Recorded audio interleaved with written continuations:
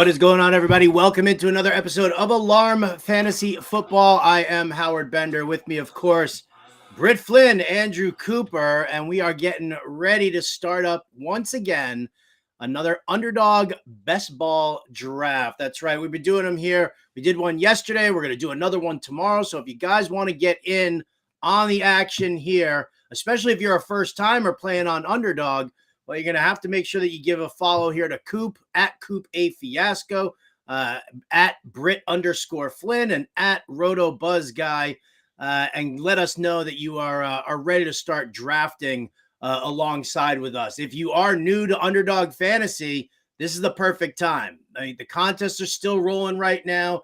Big tournaments available. Their weekly winners contest looks like it's absolutely spectacular. So get your buns over to fantasyalarm.com/underdog. Use the promo code ALARM, and that'll get you a match deposit up to $100. So easy peasy. It doesn't get any easier than that, does it? And Howard, I have an article coming out on the new game they have. Have you seen that one? The Eliminator? I have not seen the Eliminator. Do you want to tell me about it? It's cool, man. It's cool. So it's a normal 12-person draft. That's how it starts. And then week one, they take the two bottom scores from every league. They're out, right? And then they take those people that advance and put them in a league of 15 people. And the two bottom scores from that, you're out. And every week, they're just chopping people off from the bottom and they're eliminating teams from the bottom until the very end. There's, one champion that wins a ton of money. So, but if you make it to week 13 and beyond, you finish in the money. So all the teams that make it to weeks like 13, 14, if you get eliminated week 13, you make X amount and so on until the end. But it's kind of cool where it's like, if there's a lot of strategy to it. A guy like Jameson Williams, you can't really draft him, but because he's out 6 weeks, you could get eliminated before he even plays. So I'm going to get into a lot of that strategy. It's a really cool game. So a lot of cool stuff going on over there. There's a lot of cool stuff going on over there. Absolutely. And I'm sure that it's going to change some strategies as far as bye weeks.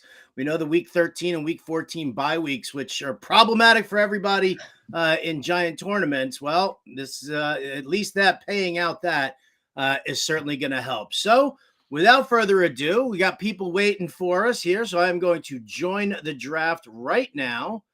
And oh, baby, we're going to get our screen shared here by, I don't know, Coop will do it. Maybe Ernie will do it. And we're going to be underway. So the draft will start in 55 seconds. Everybody get ready. Oh, where the hell am I drafted? Ugh, 7th. Oh, jeez. There it is. Okay. So we got the draft board up. We got the draft order going. We got some new folks in here. So if you're in the chat, hanging out today for the first time, let me know what your username is on Underdog so we give you a shout out. I know you mad bro, he's drafted with us before. That's Tool Time, Howard, so we know him. J-Rod is new, Scooter's new, the Put Up is new, Bougie Sports is new. I think that might be Yvette. D Burden. Oh, Yvette. Yeah, I think it might. There's, Nick Chubb's going off the board right there at 1-5. I know. Well, if you guys know Yvette, Nick Chubb's off the board. That's how we'll know if it's her or not. I'm not sure if she's in the chat. Then we have Howard at 7. Michael Chasko, he's been hanging out with us. He's in at 8. EB Brown. EB is in there. He's new as well. Then you got your boy Sauce McFloss, of course. Britt Flinn is 11, and Fantasia Fun also a new one. So I mean, Howard, a lot of new folks, just like we wanted. So this one's all new people. Tomorrow we're going to give people first dibs. So especially if you're in the Fantasy Alarm Discord, if you're a Fantasy Alarm member that's not done one of these with us, you're in tomorrow, no matter what. Send me a DM, send me a message on Discord, send me a message on Twitter. You get first dibs, and then we'll let people trick in like Tool Time trickled in, Icy Through, and Jack Straw. Those guys are probably top of the list there. But we're giving a lot of new people a shot, and we're off and running. You mad bro with the first pick, Justin Jefferson. 30-second clock. This moves real fast, so you all got to definitely pay attention to what we've got going on with that. So yeah, all right. Listen, Jefferson Chase. No matter what, we know that's typical. Again, I'm waiting to see what happens in these middle rounds. I already have my targets all set. Let me ask you guys this: how much does draft position matter for the two of you guys? Like, do you have a favorite spot where you've been drafting from this year? Do you have a distasteful spot? What are you looking at? I've done so many drafts that it doesn't really matter. I've kind of got a strategy going for every single draft position, but that just comes from practice. And that's why you do these underdog drafts. They're not only do you get a chance to win real money, but they're practice for your home leagues. You get to kind of shuffle up and experience different draft positions and different strategies. So I kind of prefer being at the end, although I would like if Coop wasn't right next to me so we don't snipe each other this whole draft. I'm just gonna do a full sellers and just not even take my own guys, just you. Let me just let Joanna know you can't see the board. If you're looking on the page, you'll see like there's like next to your name, like in your team section, you'll see like a little checkerboard in there. You just click on that, and that'll shoot the board right up for you. Oh, goodness gracious me. Where to go? Where to go? I think I'm gonna buck the usual trend here, and I'm gonna take Nick Chubb. Do because it. Bougie Sports did not. Took McCaffrey, which, listen, I can't, I can't falter for taking McCaffrey in that spot simply because, Kelsey, Tyreek Hill, rarity that they jump over McCaffrey. Well, maybe not Kelsey in this format. Yeah. Yeah. Go ahead, Coop. I'm with you, Howard, 100%. I feel the more I draft teams with Chubb and Saquon Barkley, the more I look back and I feel real good about taking those two players specifically. Like, no problem at all with them in the first round or in the second round. And that's why, to answer your question, right now I would take Saquon, but I'm going to take Britt's favorite player. So there's Bijan off the board. But I have no problem taking either one of those guys in the first or second round. So to answer your question, I do like picking towards the end of the draft. Sellers, you weren't invited into this draft. You've been drafting with us nonstop. You've been sniping all of Britt's picks. So either, I don't know, do your route, mow the lawn, make some lunch for somebody today. How about like a nice chicken salad sandwich on rye with some bacon on that? How about that's what I'd like for lunch today, Sellers. Let's go, Sellers. And I got the full government name treatment in the chat. That's I know, that's that means rough. you're in trouble. That means you're in trouble. That's the middle name come to if Sellers doesn't get into tomorrow's draft, the middle name's coming out too, and then you'll be in big trouble. Right. Yeah, we're not trying to do that. Yeah, I'll tell you this. Tomorrow's draft, I think we're going to have more of the veterans in the draft. So like Sellers, guys like that. Today we just had an outburst of new people that wanted in. And I'll tell you this, if we do have a bunch of new people again tomorrow, I already said it in the Discord, I'll set up another draft and we'll just do another one, maybe on Friday. I'll bump the veterans. Listen, you guys have done so many drafts with us. This is about helping. This is about helping people get into Underdog, understand the fun that we're having over there, understand the amount of money that you can make playing on Underdog.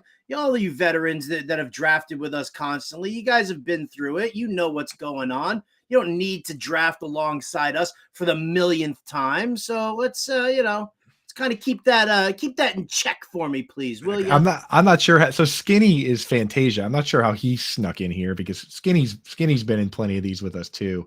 So there you Colin, go. You're a terrible gatekeeper. He said, well, I think on Twitter, he hit us up on Twitter. That's how he got in. But Colin Rafferty's in. He is the put up. So if you guys are in the chat hanging out, drop your name so we know who is who. Not a lot of Twitter names are matching up with Underdog names. I mean, mine doesn't match up. Yeah, right. I mean, Sauce McFloss. I know, right? I don't even want. What is the origin of Sauce McFloss, please? I'd like to know. Honestly, it's from back in like college. Me and my buddies used to we used to just have a couple beers and do like freestyle rap battles. And I called myself A Sauce at some point, and which turned into Sauce McFloss. That's been my username for like Xbox and stuff going way back. So yeah, your boy Sauce McFloss. I also don't want people, if I'm just in a random draft room, and I see the name Pete Overzet in there, I've already seen enough of his stuff that I know who he's taking. I don't want people to know that, I don't want it to say Fantasy Alarm Coop and then everyone knows that I'm waiting on tight ends and they're sniping me on Dalton Kincaid. I don't want people out here to know. That's the price you pay for being a fantasy analyst there, Andrew. I know. You have to learn that everybody is reading you. Everybody's going to use your picks. Listen, I've done numerous drafts with the family where my picks just get sniped left and right. You have to be willing to accept that. You have to be willing or able, should I say, you have to be able to pivot. That's one of the reasons why when we did that first mock draft, and you guys can check out that first mock draft that we did in the Fantasy Alarm draft guide, which if you don't have, I don't understand why. Go to fantasyalarm.com/draft and get yourself that. Well, get yourself the all pro package is what you really need to do. And take like a 7-day free trial and then check out all the offerings that we've got. But most importantly, take a look at that first mock draft, because what I did specifically was take all of Coop's guys. Yes. Just so that I could see where he would pivot. Because listen, we can give you the plays left and right. I can give you my favorites. Coop can give you his. Britt can give you hers. But the bottom line is what happens if somebody else takes that guy? And then where are you going to pivot from there, specifically in that round? So I think that's a very, very important aspect that I don't think a lot of analysts pay attention to. Yeah, and I'll tell you this, like I have no problem with it. Like we knew what we were getting into when we put our hands on that draft guide and we were sworn in as fantasy analysts, that we would be unbiased and that we willing to give out our information to help everybody else. But I will say this, in best ball, it hurts you more than anywhere else, because in regular leagues, the waivers are so important and you can use your skill set and it doesn't matter who has your rankings because you can always win on the wire. In best ball, this is it right here. If they have your rankings, they got you. So just another reason why redraft is better than best ball, right, Howard? Oh, I mean, listen, I'll give you a million reasons why redraft is better, but for the same token, I don't know, 60, 70 best ball drafts into it here on Underdog. So yeah, I'm way deep too. Yeah. Britt, how many have you done, Britt? I know you've done a ton too. I don't even know. I stopped keeping count because my best friend slapped me on the hand last year every time I did a new draft. And I was like, it's my job. I have to. And so I would tell him that I joined a new league and he would just he goes, hand. And I would stick up my hand and he'd just smack me. So I stopped keeping count. That way, when he asks, I can honestly tell him, I don't know. And I don't have to deal with the hand. See, I know for a fact, like I have a secret. I know she's not watching right now. I have a secret checking account strictly under my name that I have fantasy sports money in, and that's all I use it for. Because if she saw just how many best ball drafts, how many like -$5, -$5, -$5, -25, -25, -$5, like she would be like, what the hell? I don't even want to add it up for her. So, and listen, if anybody outs me on that, I will cut you off 100%. I will never answer another fantasy question. You will be fired from Fantasy Alarm. And yes, Skinny, you will be cut from my best friend status. That's right. And I'll tell you this, in the chat, Colin Rafferty says, I'd be interested in a best ball mashup where you don't need to set lineups. There is a format for that. The Raz ball, if you can reach out to those guys, maybe get in that. They do best ball where they do 2 waiver runs a year. They call it better ball, but I don't know. It's kind of a pain in the ass.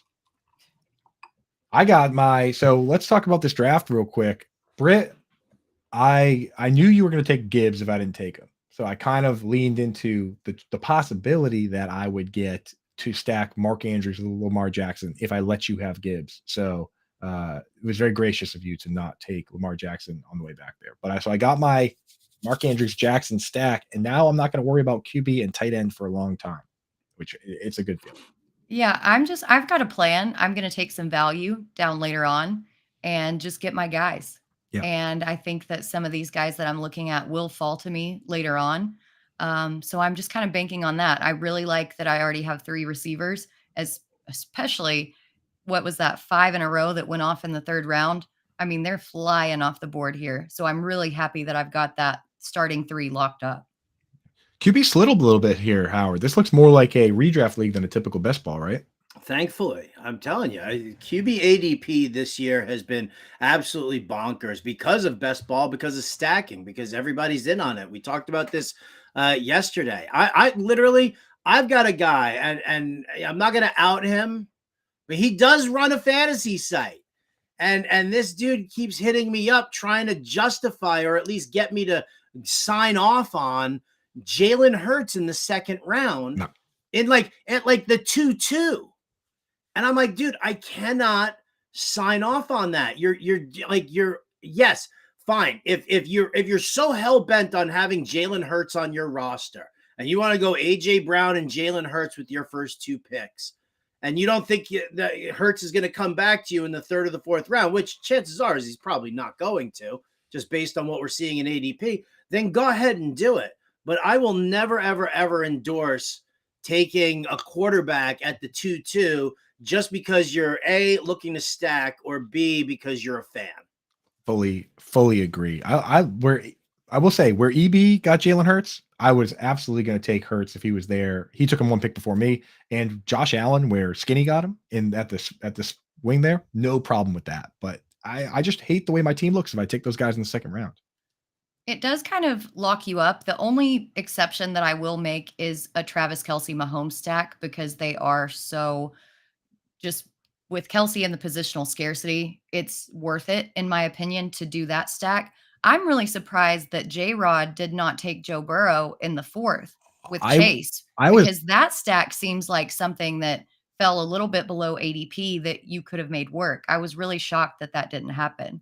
Agreed. And right before him, Scooter had T. Higgins. So they kind of, I wonder if the 2 of them, J-Rod and Scooter, if you guys are in the chat, let us know your thought process. I wonder if maybe they were like, I'll take Burrow next round. And then Tool Time, who is you mad bro there, was just like, no, not on my watch. But yeah, that's a tough one. The put up got his pairing of Keenan Allen and Justin Herbert, which is one I just talked about this morning on the morning show that I love. That one I'm taking all day long if I could do it. Now I'm on the clock. And we were talking there's another about one right there. And I'm curious as to how I mean, it's not really that big of a deal, but to take a QB or somebody to block a stack, like, I mean, listen, if you're going to take Pat Mahomes, you're going to take Pat Mahomes. If somebody else has Kelce, and, I mean, Mahomes still obviously on his own is 100% great. But, for example, here, did Tool Time really want Joe Burrow there, or was he defending himself against the possibility that these guys are looking to stack the Bengals? Yeah, that's a good question. I agree with you, Howard, though, that you really shouldn't do that on purpose unless it's one of those ones where you just want to like get Britt all riled up. But besides that, you really shouldn't reach. Spite reaches are how you hurt your own team. Right. If you want to know how to get Britt all riled up, all you have to do is say, Britt, just roll your cursor over the player's name of the arrow. Like, just start mansplaining things to her that she knows how to do. Frustrates her to no end. No, you know what I'm saying? After that comment yesterday, can I just say, stop calling women females? Oh my God. The comment we got in the chat that I don't know if the person meant it the way they said it, but good Lord, man, you gotta stop that. Yep. We got to have some respect. Respect my authority and my team. My team's looking really good here. Right. That person was like, good take from a female. I was like, if you were at the expo at the Queen's Classic, you would understand that it's not a matter of male, female, whatever. It's a matter of professionals versus amateurs, and the room of professionals at the Queen's Classic was horrifying. Like you guys were sniping each other. Every strategy under the sun was pulled out. And I think if the average fantasy gamer got a chance to see a draft like that, they would have a lot more respect, which they should already have. No, I was scared. I thought that there were going to be fights. There were people yelling at each other across the room. Like it was getting heated. Who got heated the most at the Queen's Classic? Like if there was one person who was just on tilt for the majority of the draft, who was it? Oh, Lauren Carpenter was very vocal. She's funny. But she never said that she wanted to fight somebody. Yeah. Faith Enos was throwing out, I'm going to fight you, which was hilarious because they were sitting across the room from each other. And so it was really fun. And again, you Howard, Linda. So Linda's just throwing out comments, also just getting people going, just kind of tossing them out there like, oh yeah, nice pick, So it was fun to watch, I will say. Yeah, I was a little bummed that I didn't get to pop into the Queen's Classic because we were doing a snake draft and followed it up with the auction, and that was a lot. So let me ask you about the auction, because I got to catch a very small portion of the auction, and somebody threw out Rico Dowdle for $1. The Cowboys, backup to the backup to the backup. Do you think that he's getting overlooked, like as maybe being the RB2 in that offense, or was that just kind of a dart throw shot in the dark? Because I'm curious as a Cowboys fan, I have no idea what's going on. I think it was just a shot, not necessarily a shot in the dark. You're looking at the fact that, do you believe that the Cowboys are going to bring somebody else in? And if you don't believe that the Cowboys are going to bring somebody else in, well, then you have to assume that there's somebody that's going to be doing the between the tackles work. And who is going to be that guy? And it's not Deuce Vaughn. So if they want to, kind of bank on Rico Dowdle doing that, you throw him out super early in the draft.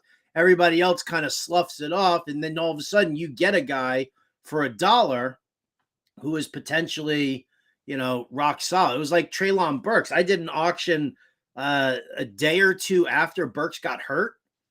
And all of a sudden, like, nobody was bidding on him. I ended up getting him for $2.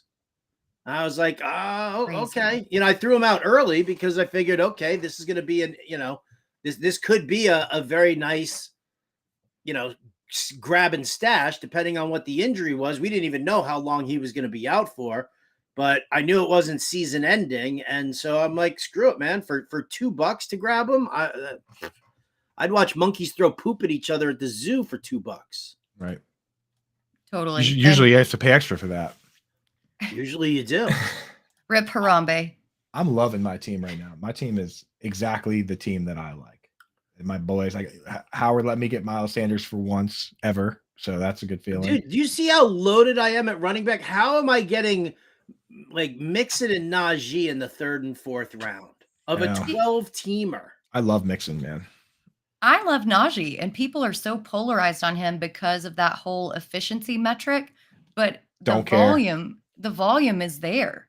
I mean, I love it. He's going to be the guy. They bulked up that offensive line. That was a main problem last year. I mean, come on. This guy's one of the few bell cows left in the league. What's not to like? Forget what anyone else says. Matt Canada straight up said Najee Harris is RB1 on the depth chart. Yes. Every other coach out there, no matter who it is, says, oh yeah, we're going to use both guys. We have Thunder, Lightning, blah, blah, blah.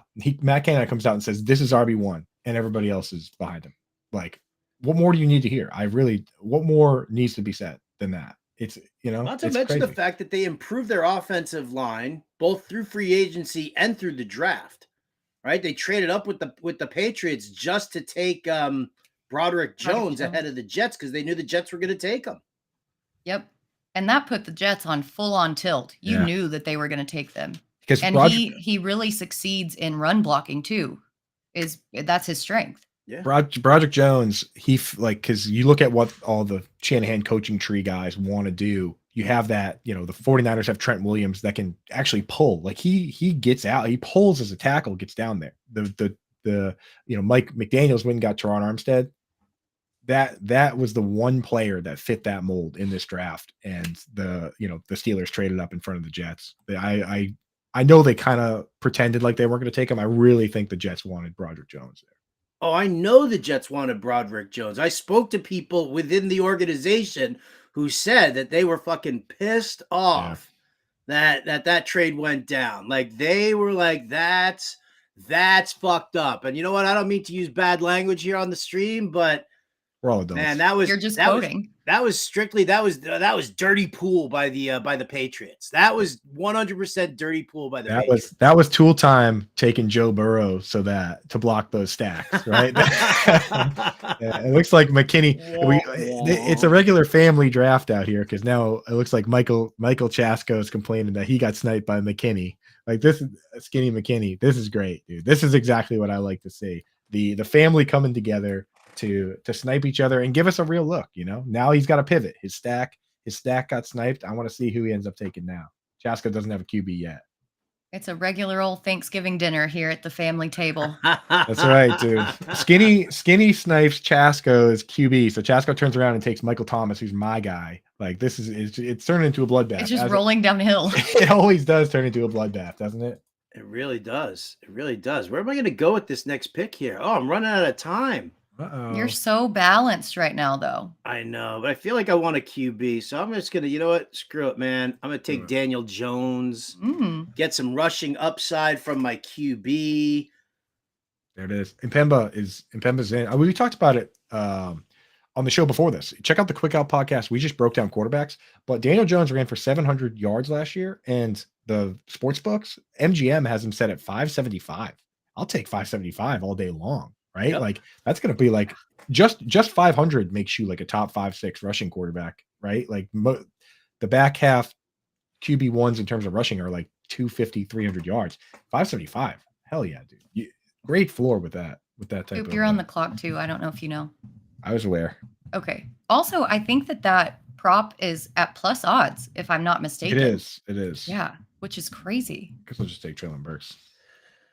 You know. Oh man, I don't know where I'm going with my next pick here. Oopsies. I knew that was going to happen, but luckily I still got the Dak CD stack, so. Oh, there you go. You know, I was thinking about taking Dak because I have Brandon Cooks. I was kind of contemplating that one for a little bit. Oh, Chasko says Richardson to the moon, huh? I think thought so, about too. taking him too. Just don't know. In the meantime, I can remind everybody out there that if you have not yet signed up for Underdog and you want to get in on one of these drafts, first of all, if you're watching us on our Fantasy Alarm YouTube page, thank you so much. Smash that like button, smash the subscribe button too, please, and help us out as a company, as family. And then listen, if you've never played on Underdog before and you're watching this stream and you're like, damn, I want to get in on one of these drafts, we're doing another one tomorrow, 2 p.m. Eastern, right here. We're going to live stream it just like this again. And you can go over to fantasyalarm.com/underdog. Use that promo code ALARM, and they'll match your deposit up to $100. And then just, hit us up on Twitter. You've got all of our Twitter handles there, at RotoBuzzGuy, at Coop A Fiasco, at Britt_Flinn. And pony up right there for it. You'll definitely be psyched to jump in on one of these drafts. Definitely psyched. You know what? I'm just going to go back-to-back QBs here and not have to worry about it. It's an all New York state of mind for me. Daniel Jones, Aaron Rodgers. Damn, that Hard Knocks. That Hard Knocks has ruined me. I watched Hard Knocks, and I'm ruined now forever. I love my Jets beyond belief, and now I'm doing stupid things like putting money on them. I'm drafting all their players. So bad. I mean, I am head over heels with the Darren Waller stuff, so I don't blame you. But yeah, that'll get you. And Britt, I took Traylon Burks, so on the way back, you took Dalton Kincaid. Let's call a truce, okay? I forgive but never forget. That was like instant karma. 2 picks later, if I had just gotten, I should have taken Kincaid instead. Wish we could trade. Right. Yes. All right. Let's see. This quarterback run has gone crazy over the past 2 rounds. I've got to lean forward like a little old lady because I can't see the draft board on here.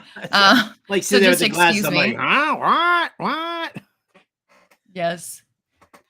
Oh man. In addition to all of these, the best ball contest, the weekly winners, the eliminator as well, guys, Underdog Fantasy has some phenomenal pick'em contests as well. You just have to go and look under the NFL tab. Click on pick'em, go to the NFL tab, and then they've got full season stat lines. They also have week 1 stat lines already sitting out there. So that you guys can take a look at some stuff. There's definitely some very, very, very cool stuff happening here as far as this all goes. So again, fantasyalarm.com/underdog. Use that promo code ALARM and get that 100% deposit match up to $100. We love it. Love free money. Ooh. Well, I got to tell you, I'm looking at their pick'ems right now, and they've got all of these week 1 lines already. You might want to take a look at some of these numbers for certain players, just because, we're still kind of in an early spot here in preseason. Oh, it's up to me to draft, isn't it? Damn. Uh-oh. I'm going to miss it. I'm going to miss it. No, you got it. You'll be fine. I have faith in you. Oh no. See, this is what I get from pivoting off of it. Where is it? All right, I'll just take, give me, Rishi Rice. There you go.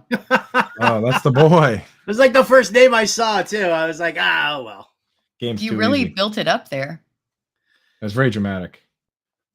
Thank That's you. dramatic. Thank you. It's, you know, I'm It's trying the theater training. Theater. Classically trained actor. Thank you so much. Yes. You and everybody else in Alright. San Francisco. San Francisco? No, dude. I'm a New Yorker. I just relocated out here. That's right. I That was forgot just- that. That was New the York. deadhead mothership calling me home. It had nothing to do with theater out here. You can't take the what is it? You can take the New Yorker out of New York, but you can't take the New Yorker out of the New Yorker. Is that the saying? You can take the New Yorker out of New York, but you can't take the New York out of a New Yorker. That's it. You still got New York Howard deep in there, ready to crack skulls. That just sounds like a tongue twister here. New York Howard. Railroad. Railroad. No. Nope. I can't even say the first railroad now. Like I swear I've snapped something in my brain with the word railroad. It's like you say it too much and it's not even a word anymore. Not even a word. All right. I'm gonna have to Man. take my second quarterback, even though I don't want to. Yeah, I waited too long on my second. Derek Carr. So I think that we're going to get to see a lot about the Saints offense this weekend because they already came out and said all the starters are playing and they're playing 2 series. We're finally going to get to see how that offense works. And I, for one, am very curious about how they're going to look because I'm not necessarily a full believer in Derek Carr. Yeah. I don't know, man. I'm excited to see Michael Thomas outscore Chris Olave in fantasy this year. That would just be hilarious. That's not going to happen. We say it's not, but it's within the realm of possibility. You know what? I'll tell you what, it depends on how well Michael Thomas is getting along with Dennis Allen and how well he's getting along with Derek Carr. Because the moment the passes don't start going to Michael Thomas and he starts pissing and moaning, That's true. right? The moment that Dennis Allen tells him to shut up and just play the game, like the moment that happens, Michael Thomas's toe is suddenly going to start getting a little cranky. I guarantee Yep. it. Hey, the thing is, though, the thing with that is the contract is set up in a way that he can't just be like, I quit, because the 1/3 of the contract is incentives. So I could definitely see the bitching though. If the targets aren't there and he knows that he gets 10 million, guaranteed, but he gets 15 million if he hits the incentives, then yeah, you better believe there's going to be some squeaky wheel business going on if he's not getting those targets. He's not scared of getting on the X app and telling everybody how he feels. But do you think he's made enough money that he just doesn't care anymore? Like, there's got to be some point. He hasn't played in the past 2 seasons. He's been getting paid for not playing. I mean, at some point, do you think he just throws in the towel? I don't know. Exactly. That's what I'm thinking. If he's not getting along with those guys, then I think he comes back and he's Michael Thomas and he's awesome. I think he was awesome last year before he hurt his toe. He was pretty good. I have to admit, I lost week 1 against him, and then he went away. three touchdowns in 3 games, was on pace for 90 receptions, which would have been top 10. And then he hurt his toe and had to have surgery. Surgically repaired toe is fixed up, ready to rock and roll. Michael Thomas, we're in, and we're big fans. So you're saying he's a poor man's Rashad Bateman? I think I also Rashad Bateman last year, first couple of weeks, that dude was money in the bank. Yeah. And then all of a sudden he hurt his foot and he was destroyed. The difference is, to me, is that Michael Thomas so far, all reports are that he's looking pretty good. Whereas Rashad Bateman, I'm really scared now that he's still not practicing, still getting shots in that foot, still not practicing. So he might have to take Rashad Bateman off the board. Well, he's getting all disgruntled also. He's pissing and moaning. They had all those private workouts with Lamar Jackson, Zay Flowers, and Odell Beckham down in Florida, and Rashad Bateman wasn't invited. Ooh, that's not. Yeah, nice. but he was still healing though. Look at that comment from Dame Overboard. I'm not putting that up. I'm not putting that up. Keyshawn Johnson walked away early. Why did he walk away early? Because he was pissing and moaning. He even wrote a stupid book called Give Me the Damn Ball. Game overboard. That's why I love you, Darcy. I'm telling you. Scampers, I'm coming for you, girl. Keyshawn Vaughn was also awesome, though, just like Michael Thomas. So we'll have to see. Did you say Keyshawn Vaughn? I said Keyshawn. I definitely did not say Keyshawn Vaughn. I would never say that. Keyshawn Vaughn. I thought it. I said Keyshawn I said Keyshawn Johnson. Did you though? No, I 100% said Vaughn. Did you? Yeah. Can we scroll the board down while we're arguing about what we said? I just want Coop. I just want Coop to plant his flag on Keyshawn Vaughn for some. Oh my Lord! I don't scroll the board until it's absolutely necessary because Howard does not like when I'm over here moving my mouse around and scrolling stuff around. So well, you can scroll the board down. You don't have to like sit and move your mouse around excessively. I do have to use my mouse sometimes. I'll shout out to Rick Wolf. If anybody's ever been in some sort of like a conference call with Rick Wolf where he's sharing his screen, oh my God, that dude, like clickety clackety, clickety clackety, clickety clackety, like it's everything's moving over, everything's being highlighted. I'm like, what's going on with the screen? I'm about to get vertigo. Yep. Yeah. Can't. I was only in a few meetings with him. And I was like, somebody needs to mute. I don't know who, but somebody does. I just did it. I took Raheem Mostert over Devon Achane. Mostert has just been the starter. He looks better in the offseason. I'm worried Achane can't even pass block. I've moved Mostert ahead of Achane. It stinks because we want the rookies. They're more fun, but I don't know, man. I think Achane might just be there as Mostert insurance. Where are you guys at with that? Yeah, he's going to have to put on some weight for sure, which he already has apparently. And the defender still like picked him up by the jersey in the preseason smashed game. Him on his shoulder. I will say this for Achane. I think next year he'll reach his full form. He told us that he has never had a full off season to put weight on because he's always done track and field.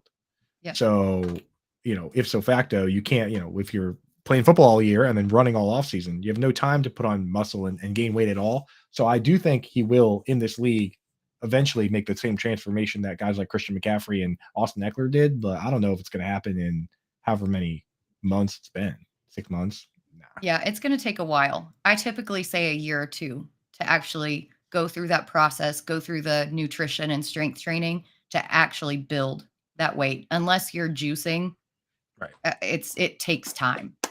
He will, and he'll play anyway when my guy Mostert gets hurt, so it doesn't really matter. But anyway, well, that's why I took Wilson right after your Mostert.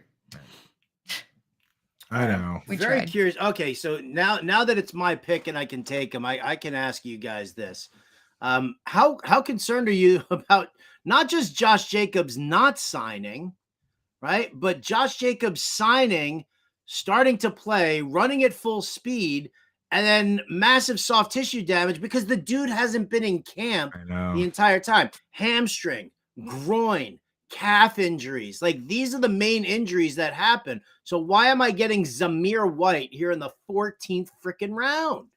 I've seen him go as early as the 9th, 10th round. Even John Impemba said that was too early for him, and he's been on the Zamir White wagon. But yeah, I think that's a great pick there. Because people don't like the Raiders' offensive line and they don't believe in Jimmy Garoppolo. That's why he's going so low. And also, there are very few pure handcuffs in this league. If Josh Jacobs goes down, I think that Josh McDaniels is going to run a lot more of a committee backfield approach. And people aren't sold on White as like the Madison to the Dalvin Cook situation. I don't think that he's going to be that guy. It's going to be a lot more spread out. But who's in that backfield with him? Like who's there with Zamir White? Well, it's all gross. I'm not saying that the committee is going to be good. Amir Abdullah, Brandon Bolden. Damian Williams. Former Super Bowl winner, though. Right. Put some who else spec is a on the former name. Super Bowl winner? Joe Namath, and I still wouldn't draft him. In Joe reality or fantasy. Joe Namath actually, he quietly has pretty terrible stats. Like, I know it was the era, but even other guys from that era have better stats. He threw more interceptions than touchdowns, Joe Namath. Yeah. Guys, that was the joke. It was the joke. Okay. That's fair. With my next few picks here, I'm just throwing ADP out the window. And you'll see some picks where it's like, what? But I really don't care. I'm gonna draft a bunch of guys some guys that are just completely undrafted. and we'll talk about them. But You're going to spoiler, draft guys who are completely undraftable. guys that go undrafted in virtually every league. I got a couple of them that I'm looking to take. A few of these guys are popular names, but I'm excited for some of these picks. You know who I'm going to take? I'm going to take this guy who just got back to practice today from his separated shoulder. How about tight end Mike Gesicki? You mean more of a big wide receiver? He's more of a big wide receiver. He's more of a big wide receiver. As Bill Belichick would French fried potatoes. Dude, he is such a like, well, actually, neckbeard type guy, right? Well, actually, that's like a Belichick. Well, like the comic book guy from The Simpsons, right? He's like, well, in episode 17B of Itchy and Scratchy, he hit the same bone twice and it made the same xylophone sound. Like, that is Belichick with these reporters every time. But I'm with you, man. Guys like Dalton Kincaid, Mike Gesicki, if they're going to play wide receiver, like Mark Andrews does, and Travis Kelce, 63% of his snaps at wide receiver, that's the secret formula. That's the sauce. So give me those guys. Give me Mike Gesicki. I'm in. Here we go. What are the chances that Hunter Henry, like they do kind of a double dip situation there with Hunter Henry too? Absolutely. That's what they did back when Bill O'Brien was the coach last time. 2011, Rob Gronkowski was the inline tight end. That's the Hunter Henry role. He finished as tight end 1 in fantasy football. And Aaron Hernandez was the move tight end, which is the Mike Gesicki role. He finished as a tight end 3 in fantasy football. Now, the big difference is that Tom Brady was there, and now it's Mac Jones. So I'm not predicting them to be tight ends 1 and 3, but there's a world where that's possible. And in that season, Wes Welker got 173 targets, which that's Juju Smith-Schuster's role. So I can see all 3 of those guys kind of doing enough to be relevant in best ball. I don't see why not, right? Yep. I had to debate Gesicki versus Henry last night on SiriusXM, and that was one of the toughest debates I've ever had to do. I think I couldn't reconcile who I thought was going to be better, because I do think that they can both be very good. Yeah, that's the thing is that, so Hunter Henry, they do different things, which is good. Hunter Henry is so good versus man-to-man. That's why he's always a touchdown threat, is that one-on-one, it's very difficult to find a linebacker or safety or cornerback that matches up with this big oaf. You know what I mean? That can create separation and kind of push off at the right time. So that's why he's so good in that area, and why he's a best ball pick too. But I think Gesicki's the guy that's going to get more targets, and that's what we really chase in fantasy. So my last 2 picks, I'm already taking 2 players that don't even have pictures on here. Rashid Shaheed, which I took at this point to stack with Derek Carr. He's an explosive play guy. The next guy, Michael Wilson, who at times going undrafted, but I love what I see from him so far in preseason. And he's maybe one of the few guys left here that I could see playing a full-time snap share in 2 wide receiver sets opposite Marquise Brown. But is that Cardinals offense going to be good enough to even warrant fantasy production at all? Or are they just going to score like 6 points every time? I don't need them to be. So for regular redraft, I'm not sure if that offense is going to be good enough to give you consistent production. But even the worst teams, every other week or maybe even once every 3 weeks have players that have big games. Like there's no team in the league that just has no player that ever does anything. Every once in a while, even on the worst teams, a guy goes out and has a Tyler Algier game or has 100 yards and a touchdown. Like, that's all I need from guys in this range. We're looking at either guys that do nothing or guys like, the Tyler Boyds of the world that are just kind of meh versus, hey, maybe this guy will pop for a couple games and crack my lineup a couple times. So that's all I'm looking for at this stage. Yep. But I guess he's also a rookie and he's on one of the worst teams in the league, so maybe he will just be terrible. Yeah, that's my concern with him. I don't doubt his talent and his size, especially in that wide receiver room. But I think maybe next year or the year after that is his year. Well, I mean, the good news is that he's already playing ahead of Rondale Moore from what we've seen. I mean, it's still preseason, but he started opposite Marquise Brown, and then Rondale Moore came in off the bench, and it makes a lot of sense. Rondale Moore, if you're going to be starting the game with a run play, why would you have Rondale Moore out there over Michael Wilson? Michael Wilson, he's like twice the size of Rondale Moore, so that's the issue sometimes I run into with guys like Rondale Moore, Tank Dell, is that, you can't have them out there every single play. I mean, I guess you can if they figure it out, but those guys are going to get run over in the run game. Yeah, 100%. Ugh, it's yucky down here. It is yucky down here in the final round. First and foremost, thank you everybody who's joined us here for this draft. We really appreciate you guys taking the time out of the possible middle of your day. It's definitely the it's late for some people, and then we appreciate that. Again, we're going to do another one of these drafts tomorrow, so you're definitely going to want to take a look. If you are a first timer on Underdog, well, go to fantasyalarm.com/underdog. Use the promo code ALARM. Get a 100% match on your first deposit up to $100. And Coop, one of the things that actually some people were kind of asking, are you looking to do any of these drafts in the evening at all? Some people are tied up during the day with their jobs and wondering if we're going to have any of these evening drafts. I didn't want to put any words into your mouth. Yeah. You let us know. So we've been doing there's a whole crew that's been doing them with us all off season, and we were doing Thursday 7 to 8 p.m. Now that's kind of my time to watch the baby, but I can watch the baby as long as we're not doing live streams. I can watch the baby in one hand and do drafts in the other hand. So yeah, that's what I'm saying. We don't have to stream these. Like, we're streaming these during the afternoon right now, and we hope you guys appreciate at least the commentary that's going on and have taken advantage of comments in the chat and things like that. But yeah, just for doing some of these at night, just to kind of pass that time. You got the baby there, you got the bottle, right. Click in. Yeah, so maybe we'll do one tomorrow night. I'm sure we can fill a 7 We got other stuff. We got other stuff cooking tomorrow night. We're recording our flag planting the flag plants show. So for anybody who wants to know, that's going to actually be airing either late night on a Fantasy Alarm YouTube page, or it's going to be we're going to broadcast it on Friday during the day so that everybody can check it out. But it's the three of us along with Kev Tompkins and John Impemba.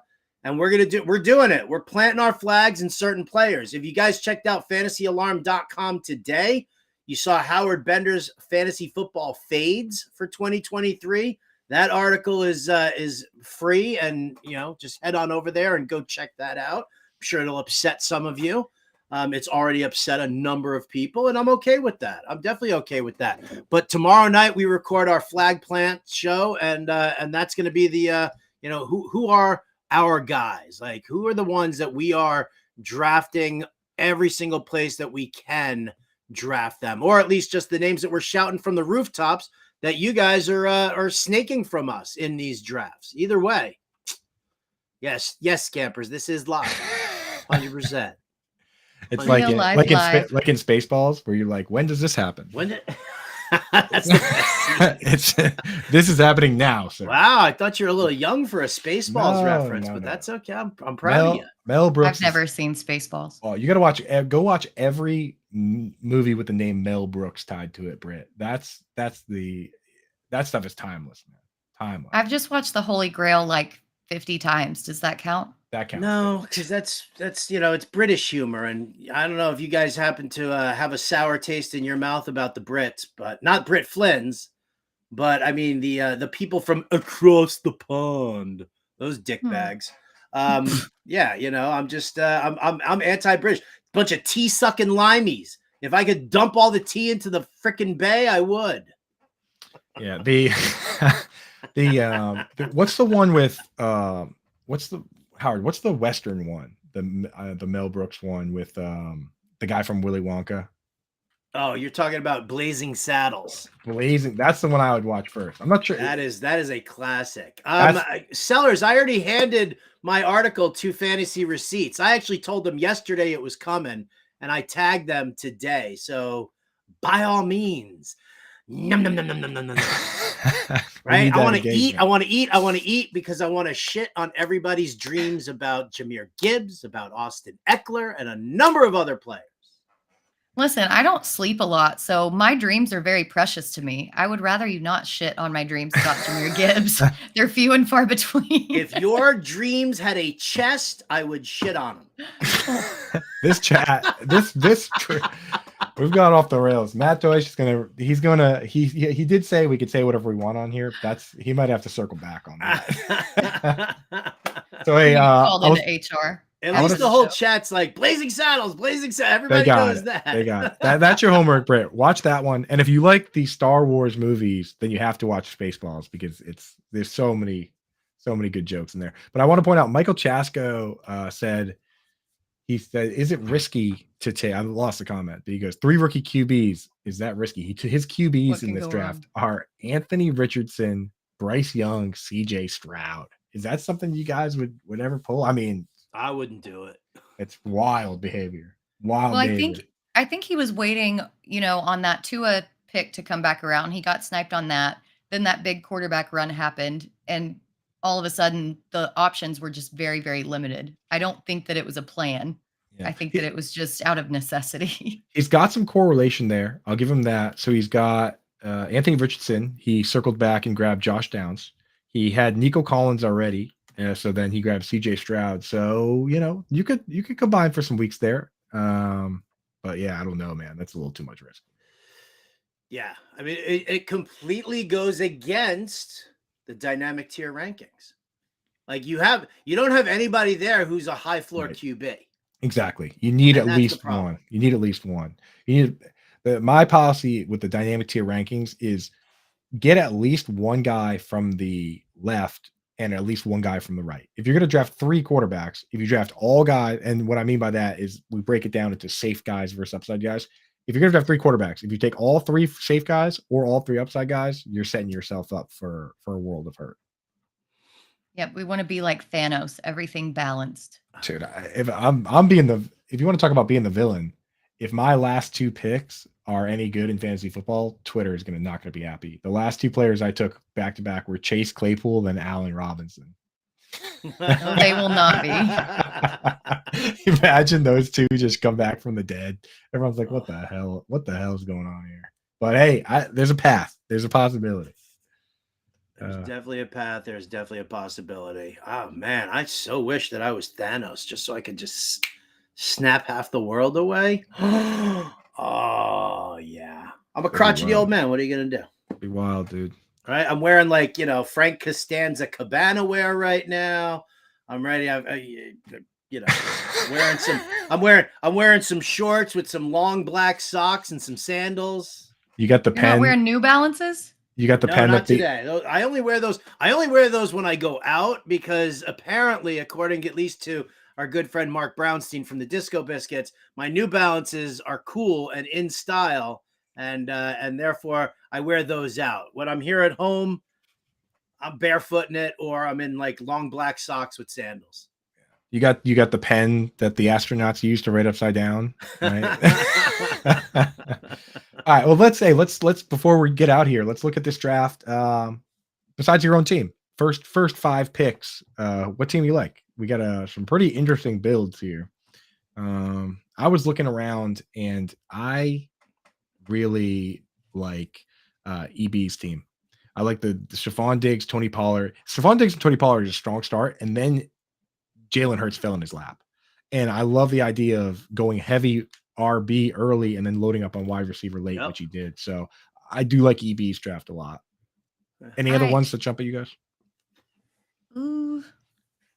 Scroll back up. I literally cannot see anything. I mean, I kind of like Fantasia Fun there at the on the wheel. Barkley, Amon-Ra, London. He went early with Allen, but still had some good balance there. I like his RBs with Barkley, Akers, Tank Bigsby. I'm not so sure about how deep it goes beyond there, but he's like a Bijan Robinson injury away from dominating. Right. And honestly, Josh Allen, we will say, quote unquote, early at quarterback, but that's below ADP for Josh Allen. So I don't mind that pick there at fourth round, Josh Allen for sure. I think I really like Bougie Sports and what they did there. McCaffrey falling to the 5th pick, then getting Mahomes. The wide receivers are really solid with Cooper, Ayuk, Smith and Jigba, Sky Moore. And then you've got Aaron Jones, who I think is being really undervalued. And then the tight end situation. I mean, Cole Kmet finished as tight end 8 last year. Not necessarily that he's going to do that again with DJ Moore, but he has a path there. And then Hunter Henry, like we were talking about. So I really like that team. The fact that people forget that Cole Kmet finished tight end 8 because he started the season with straight up back-to-back zero spots. So everybody already wrote him off completely. But from week 4 on, Evan Ingram was tight end 4 and Cole Kmet was tight end 6. So it's not like we were completely wrong with the upside picks on those guys. It's just they started off so bad that everyone just wrote them off, you know. Well, and that first game was like a deluge of rain. I don't think that Right. Any stats should have counted in that game against your fantasy points. And I tweeted this out earlier. That's why we go yin yang tight end, because Zach Ertz, I told everybody, pick him, start him for 6 weeks while Hopkins is suspended. He was tight end 3 for those 6 weeks. You had 6 weeks to find somebody else. And then when Hopkins came back, the targets went down and then he got hurt. So the plan was in place. Everyone just had to execute. All right. Well, that's going to do it for us here today. Again, we're going to do another one of these drafts tomorrow. So hit us up on Twitter and we'll be able to get you guys into a draft. Again, if you're first timers signing up over at Underdog, go to fantasyalarm.com/underdog. Use that promo code ALARM for a 100% match deposit up to $100. Do that, then hit us up and we'll get you into tomorrow's draft, 2 p.m. Eastern. You don't want to miss it. For Britt Flinn, Andrew Cooper, I'm Howard Bender. Big thanks to Ernie Acosta, our producer. We'll catch you next time.